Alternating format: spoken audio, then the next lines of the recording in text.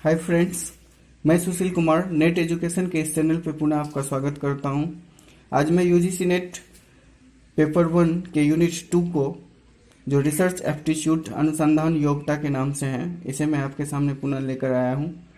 दोस्तों, पेपर 1 के इस यूनिट 2 में विशेष रूप से रिसर्च से जुड़े हुए प्रश्न हमसे पूछे जाएंगे।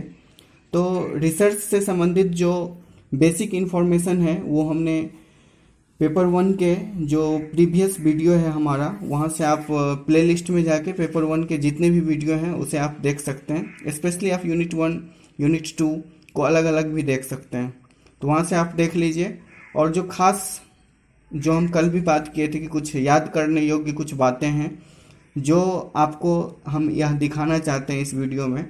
तो इसके लिए ये है कि रिसर्च में आप सभी हम लोग के जैसे हमारे जैसे ही हैं, तो रिसर्च से ही यह स्पष्ट होता है कि हमारा जो अनुसंधान होता है वो एक सिस्टमेटिक अरेंजमेंट के रूप में होगा, एक सिस्टमेटिक अरेंज होगा कि किस तरह से हमें रिसर्च करना है, किस तरह से समस्याओं को ढूंढना है, किस तरह से उसका समाधान ढूंढना है। तो ये सारी चीज़ें हमें पता है, आपको भी पता है। तो इस रिसर्च एप्टीट्यूड के इस यूनिट में हमें विशेष रूप से आपको यह देखना है कि अनुसंधान के प्रकार क्या हैं, अनुसंधान कितने प्रकार से हो रहे हैं। यहाँ आप स्क्रीन पे देख सकते हैं कि अनुसंधान के कितने प्रकार हैं। तो इस अनुसंधान की प्रकार की जब हम बात करते हैं तो यह देखा जा रहा है कि यहाँ मुख्य रूप से देखा जाए तो अनुसंधान सिर्फ 2 ही प्रकार के होते हैं। एक प्रैक्टिकली रिसर्च है जो व्यवहारिक अनुसंधान के रूप में आप यहाँ देख सकते हैं, और दूसरा है आपका बौद्धिक यानी कि इंटेलेक्चुअल रिसर्च, जो आप बौद्धिक अनुसंधान के रूप में इसे हम जानते हैं। जाहिर सी बात है कि जब आपके पास कोई प्रैक्टिकल व्यू में आप किसी चीज़ का रिसर्च कर रहे हैं, व्यवहारिक रूप से संख्या, तत्व, पदार्थ, घटना इत्यादि की पुष्टि करते हुए अगर आप रिसर्च कर रहे हैं तो यह आपका व्यवहारिक रिसर्च होगा। और जब आप अपनी बुद्धि से, बौद्धिक क्षमता से अनुसंधान कर रहे हैं, मस्तिष्क के स्तर पर बुद्धि को उपयोग में लाकर, बुद्धि के अनुकूल आप घटनाओं को अध्ययन करके, तो यह आपका बौद्धिक रिसर्च होगा। तो आप अनुसंधान में आप इस बात को आप याद रखिए, ये हम आपकी समझ की विकसित करने की बात कर रहे हैं कि सिंपल सी बात है कि आपके पास बहुत सारी समस्याएं आती हैं। आप देखे होंगे कि हमारे पास, हर इंसान के पास बहुत सारी समस्याएं हैं। तो उन समस्याओं में कुछ समस्याएं ऐसी होती है जिसे जाकर हल करना पड़ता है, उसकी समस्या को सुलझाकर, बात कर, कहकर, समझाकर, या कहीं जाकर कुछ काम करके उस समस्या का समाधान किया जाता है। और दूसरी होती है कि बस हम सोच लें, अगर हम एक सॉल्यूशन निकाल लें अपने ही माइंड के स्तर पे बैठ के ही, तो हमारा वह अनुसंधान सक्सेस होता है और हम रिसर्च कर पाते हैं कि वहाँ कहाँ कमी है, कहाँ हमको किसके साथ क्या बोलना चाहिए, कहाँ क्या नहीं बोलना चाहिए। एज ए एग्जाम्पल अगर बौद्धिक रिसर्च की बात करते हैं तो मैक्सिमम लोग, लगभग 80-90%, 95 या 98% भी हम कह सकते हैं कि लगभग अधिकांश लोग दुखी होते हैं। लेकिन अगर वो अपने बौद्धिक स्तर से इसका अनुसंधान करें तो उन्हें यह पता चलेगा कि हम किन कारणों से दुखी रहते हैं, और अगर उन कारणों के कारण को जानकर और उसके समाधान को अगर वो खुद बौद्धिक स्तर पर कर सकते हैं तो उसे कर देखें, तो जाहिर सी है कि उनको वह दुखी जो दुखी रह रहे हैं, जिस कारण से वो दुख रह रहे हैं, कहीं ना कहीं उनमें खुशी की भावना या इन दुख से छुटकारा मिलने की संभावना जरूर जगेगी या दिखेगी, या हो सकता है वो खुश भी रहे। तो ये बौद्धिक स्तर पर अगर वो अपनी समझ विकसित कर लेता है कि नहीं, अब से हमको इस दुख के बारे में नहीं सोचना है, चलो जो होगा, जो करना है जो होगा, इस टाइप से अगर सोचकर अपने आप को कंटेंट करता है, संतुष्ट करता है, तो वो बौद्धिक स्तर से रिसर्च किए और अनुसंधान के दौरान उसे त्रुटि पता चला, जिसका उन्होंने सेल्फ ही समाधान भी निकाला। तो यह एक प्रकार का बौद्धिक अनुसंधान है। बट अगर आप कहीं गए, किसी जगह पे जाकर किसी रोग के कारण को पता करके, एज ए एग्जाम्पल अभी कोरोना का एक रोग है, तो इस रोग के एक एग्जैक्ट रियलिटी को जानने के लिए हम उसके कारण को जानेंगे, उसके किस वायरस से यह रोग उत्पन्न हो रहा है, वह वायरस किस कारण से उत्पन्न हुआ है और इसका समाधान कैसे होगा, इसका देश में निपटारा क्या हो रहा है, लोग इसको किस तरह से ले रहे हैं, लोगों तक इसका क्या इफेक्ट है, और किस तरह से किया जाए, किस तरह से इस समस्या से उबरा जाए। तो इन सारी चीज़ों को अगर हम करके देखते हैं प्रैक्टिकली, और अपने आप पे, अपने गांव पे, अपने शहर पे, अपने देश पे लागू करते हैं, तो यह हमारा एक व्यवहारिक रिसर्च होगा। तो इस तरह से रिसर्च के प्रकार को इसी रूप में हम जान सकते हैं। दूसरा बिंदु है कि अनुसंधान के लक्षण क्या होते हैं या विशेषताओं।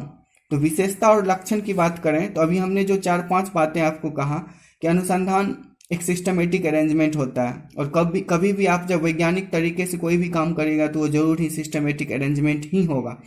तो अनुसंधान का एक वैज्ञानिक विधि होता है जो सबसे पहले कारण को जाने, फिर उसके बाद उस कारण के परिणाम को जाने, फिर उसका कुछ डाटा लें और फिर उसका निष्कर्ष या डिसीजन तैयार करें कि क्या करना है, क्या समाधान है। तो ये जो सिस्टमेटिक अरेंजमेंट है, वर्कआउट, यही है हमारी विशेषता, यही अनुसंधान की विशेषता। इससे अलग क्या होगी? कुछ नहीं। अनुसंधान भी एक प्रकार का एक काम है जिसको आप एक सिस्टमेटिक अरेंजमेंट वैज्ञानिक तौर तरीके से करिएगा तो अनुसंधान सही होगा, और यही उसकी विशेषता हो गई कि वो एक सिस्टमेटिक अरेंजमेंट वर्क कर रही है। नेक्स्ट है कि अनुसंधान के तरीके क्या है। यहाँ आप देख सकते हैं स्क्रीन पे अनुसंधान के तरीके को हमने लिखा है, और ये सारे PDF आपको प्ले लिस्ट में जाइए, आप प्ले लिस्ट में पेपर 1 में लगभग 42-43 जो भी ये वीडियो है उस वीडियो को आप वॉच करिए, उसके हर एक वीडियो में आपको PDF मिल जाएगा। तो यूनिट 2 का जो वीडियो होगा उसमें यूनिट 2 का टोटल वीडियो मिलेगा, PDF मिलेगा। आप वहाँ से मेरा इस PDF को डाउनलोड कर सकते हैं जो अभी आप स्क्रीन पर देख रहे हैं।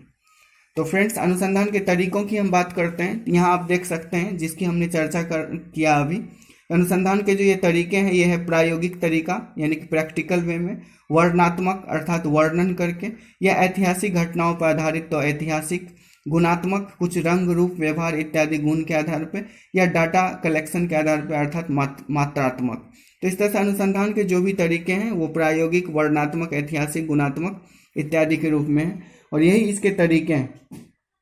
और जहाँ तक अनुसंधान के चरण, स्टेप्स की बात करते हैं कि इसके कितने चरण हैं, तो ये जो अभी हमने इसकी विशेषता गिनाई थी वही आप उसके चरण भी हो सकते हैं, क्योंकि जिस स्टेज में हमने वर्कआउट किया है वही तो उसके स्टेप हैं, तो वही तो उसके चरण है, वही उसकी विशेषता है।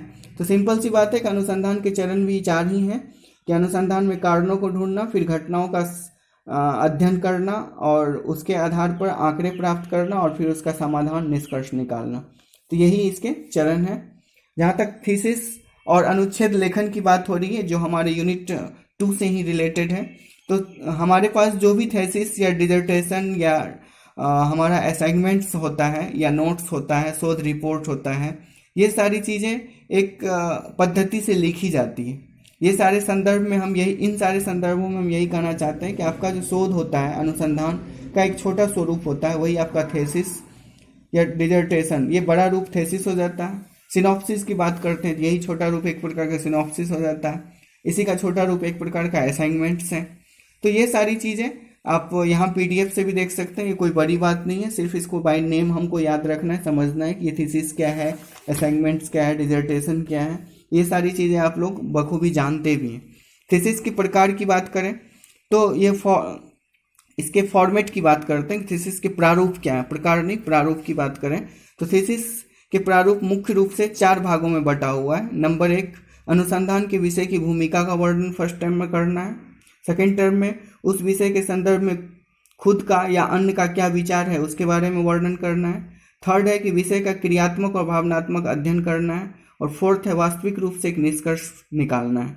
तो थीसिस का जो प्रारूप होता है, फॉर्मेट ऑफ द थीसिस, वो इस रूप में ही, इस तरह से ही होता है। और शोध की नैतिकता, इससे जरूर प्रश्न पूछा जाएगा। यहाँ हमने VBI करके इसको इम्पोर्टेंस बनाया है, आप इसे देख सकते हैं। शोध की नैतिकता क्या होती है कि शोध की भी एक नैतिकता है, की भी एक गुणवत्ता है, की भी एक लिमिटेशन है। तो जब आपका शोध वैज्ञानिक खोज पर आधारित होगा, मौलिक होगा, अच्छा होगा, तो आपका शोध नैतिक शोध होगा। ईमानदारी पूर्वक किया हुआ शोध होगा तो नैतिक होगा। सामाजिक, व्यक्तिगत और ब्रह्मांड के हित में होगा तो नैतिक होगा। और अगर ये सारी चीज़ें आपके शोध में नहीं दिखेगी तो आपका शोध अनैतिक होगा। सिंपल सी बात है। आप अच्छे शोध करते हैं तो आपका शोध नैतिक होगा, और अगर अच्छे से शोध नहीं करते हैं, अच्छे शोध नहीं करते हैं तो आपका शोध अनैतिक होगा। तो शोध की नैतिकता, अनैतिकता उसके करने में, उसकी अच्छाई और बुराइयों में छिपी है, इसे आप देख सकते हैं। तो फ्रेंड्स, हमारा यूनिट 2 में बस आज हम इतना ही कहना चाहते हैं। फिर यूनिट 3 के बारे में हम यही कहना चाहते हैं कि 3 जो है वो पैसेज से रिलेटेड है। और मैक्सिमम पैसेज को आप सॉल्व कीजिए, आपका थर्ड ऑटोमेटिक ठीक हो जाएगा। इसके लिए आप जितना भी पैसेज है प्रीवियस का पूछा हुआ उसको आप बना लीजिए, ऑटोमेटिक आपका पैसेज यानी पेपर 1 के यूनिट 3 ऑटोमेटिक ठीक हो जाएगा। ज़्यादातर उसमें हम एक ही बात आप लोग को कहना चाहते हैं कि पेपर 3 में जितने भी यूनिट्स हैं, पेपर 1 के जितने भी यूनिट हैं 3 के अंतर्गत, जो भी यूनिट 3 में जो भी बात है उसमें आप ये करिए कि सबसे पहले आप प्रश्नों का अध्ययन करिए और प्रश्न को समझिए कि प्रश्न क्या पूछा जाए, फिर पैसेज पढ़िए, उसके बाद आपका बन जाएगा। इसके लिए हम एक एग्जाम्पल आपको कहना चाह रहे हैं कि जाहिर सी बात है कि आपको एक घर में भेजा जाएगा कि उस घर से कुछ सामान लाना है। तो अगर हम घर में जाने से पहले ही आपको बता दें कि उस घर से ये सामान लाना है, तो आप डायरेक्टली उस घर में जाइएगा और वो सामान ढूंढ के लाइएगा। लेकिन आपको एक बार घर में जाके घुमा दें कि देखिए मेरा स्टोर रूम है, ये यहाँ ये है, यहाँ ये है, और बाहर आके अब आपको पूछें कि ये मेरा ये सामान कहाँ है, मेरा लगेज कहाँ है, कपड़ा कहाँ है, या डॉक्यूमेंट्स कहाँ है, तो आप फिर से जाइएगा घर। तो सिंपल सी बात है, इसको आप सोच कर देखिए कि जब हम प्रश्न को पहले पढ़ते हैं तो हमारे सामने एक क्वेश्चन आ जाता है कि ये हमको ढूंढना है, और तब हम घर जाते हैं, पैसेज में जाते हैं, और पैसेज से फिर उसका हम डिसीजन लेके आते हैं उस क्वेश्चन का, और जल्द ही हमारा सॉल्व हो जाता है। 2 बार हमको पैसेज नहीं पढ़ना होता है, 2 बार घर नहीं जाना होता है। तो इस तरह से यूनिट 3 के बारे में दोस्तों हम आप लोग से यही कहेंगे कि आप पहले प्रश्न पढ़िए, फिर आप पैसेज पढ़िए, आपका एक बार में पैसेज सॉल्व होगा। और यह पैसेज में 5 का 5 आना चाहिए, इतना पैसेज को बनाइए कि 5 का 5 आपका सही होगा। Thank you friends, thank you for all, thank you for watching.